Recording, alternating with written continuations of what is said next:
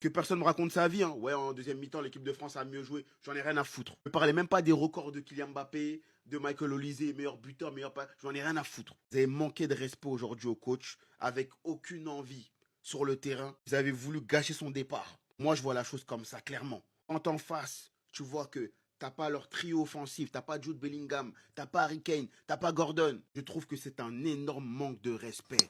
Les joueurs qui ont été alignés ce soir, les remplaçants, Konaté, Malo Gusto, Hernandez, Doué, tous ces joueurs-là qui ont été, même Cherki, hein, Cherki aussi, hein, tous ces joueurs qui ont été alignés ont manqué de respect au coach. Ils avaient aucune envie de jeu, par frustration, je sais pas, mais c'est vraiment très très grave.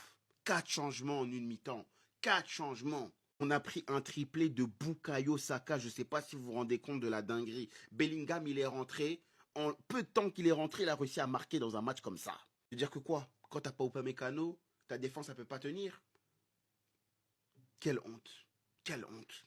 Faites que dire? Que dire à part que c'était le match le plus bizarre de l'histoire de la Coupe du Monde? C'était le grand n'importe quoi. C'était quoi ce foutoir de football? On était à 2 doigts de faire la remontada, mais tous les efforts ont été sabotés. Désolé, mais Malo Gusto, qu'est-ce que tu viens nous faire ce tacle comme ça? Hein?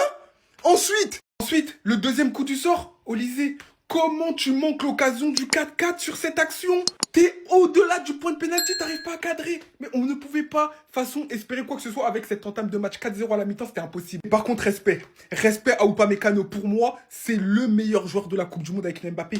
Parce que là, son entrée, il a galvanisé tout le monde. C'est lui, il a fait une passe décisive pour Ousmane Dembélé. Il a mis des coups de physique, il est rentré avec l'intensité que voulait un match comme ça. Merci Upamecano, t'es un soldat. Et respect à Mbappé qui a 14 contributions à un but en Coupe du Monde, un record. Et il vient aussi d'égaler le record de buts de Messi. Donc respect. Il faut le dire, on est revenu avec des meilleures intentions, mais ça n'a pas suffi. Parce que quand tu fais mener 4-0 à la mi-temps, à part si en face, je suis désolé, mais c'est des troubadours, ils ne peuvent pas prendre de remontada. Et c'est ce qui s'est passé avec l'Angleterre, ils ont laissé passer l'orage. Sublime accélération de Jess Spence. Sur Malo Gusto, d'ailleurs, faut en parler, Jess Spence, il a été exceptionnel.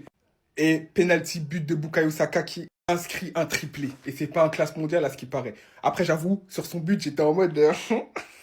Bon, bref. Et par contre, il y a des joueurs, est-ce que vous êtes sûr qu'ils ont le niveau de l'équipe de France? Parce que ce que Bellingham a fait à la croix sur le dernier duel, oh là là là là. Non, mais là, j'ai crié, j'ai dit, mais attends, s'il te plaît, la croix, quand même un peu de tenue. Nous force pas à faire une croix sur toi. Parce que là, ce qu'il a fait, Bellingham, c'est Starfoulet, lui, c'est trop. Bref, un match bizarre, une première mi-temps complètement, on est passé à côté. Une deuxième mi-temps où les individualités ont fait quelques différences. Mais au final, à l'image du tournoi, décevant, une défaite 6-4. C'était n'importe quoi. C'est tellement affolant.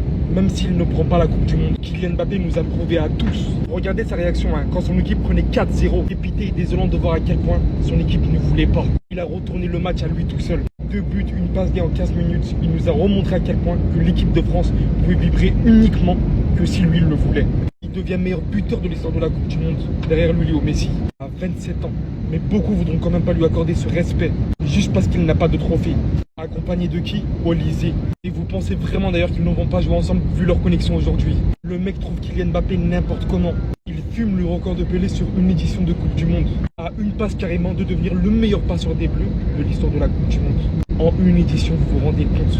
Le match n'a pas de sens, surtout vu la foudre qu'on se prend de Bellingham à la fin du match. Mais comme déjà cité, Mbappé aura gagné le respect du football dans son histoire. Aujourd'hui, c'est pas n'importe qui peut venir même sans trophée majeur.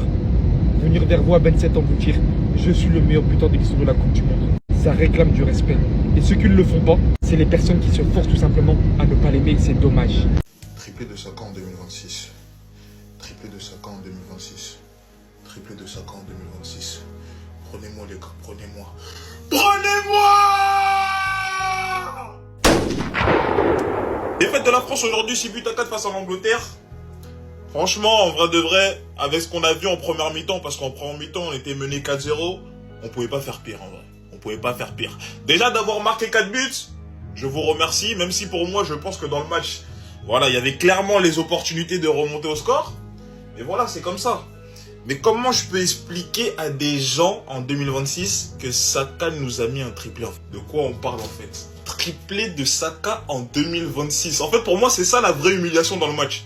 On aurait pu perdre 10-0, 20-0. Tant qu'il n'aurait pas mis triplé, je m'en foutrais en fait. Triplé de Saka. Aïe, aïe, aïe, aïe, aïe. Les gars, j'ai mal à la tête, les gars. Saka. En 2026, ça met les triplés contre la France. Non, je peux pas y croire. Non, on va couper la vidéo, je peux pas y croire. L'équipe de France aujourd'hui a perdu 4 buts à 6. Ne vous inquiétez pas, j'ai les raisons de la défaite. Première raison, c'est Tchouaméni aujourd'hui. Il n'a pas été assez créatif au milieu de terrain. Deuxième raison, Lucas Digne aujourd'hui, il a provoqué un penalty, même si on n'a pas eu. Mais c'est à cause de lui. Troisième raison, Vinicius Junior, il a été remplacé à la mi-temps, il a insulté le coach. Au final, ça a déréglé l'équipe. Quatrième raison, Bellingham n'est pas un vrai neuf et il dérange le vrai buteur de cette équipe de France. Et la dernière raison, c'est Kroos, il est parti, ils n'ont pas su le remplacer. Au final, cette équipe de France, on nous l'avait présenté comme les Avengers, mais j'ai plus l'impression que c'est les Wings. Au final, face aux petits, quand c'est l'Irak, quand c'est la Suède, quand c'est la Norvège B, quand c'est le Sénégal avec des problèmes, là on gonfle les pecs. Mais quand c'est des vraies équipes comme l'Espagne et l'Angleterre, et là c'est même pas la vraie Angleterre. Là aujourd'hui c'était l'équipe B. Parce qu'au final, quand Bellingham y rentre, il arrive à marquer, il éteint les espoirs français. Et Harry Kane n'a pas joué. Ça veut dire au final cette équipe de France, on en conclut quoi? Qu'elle est surcotée.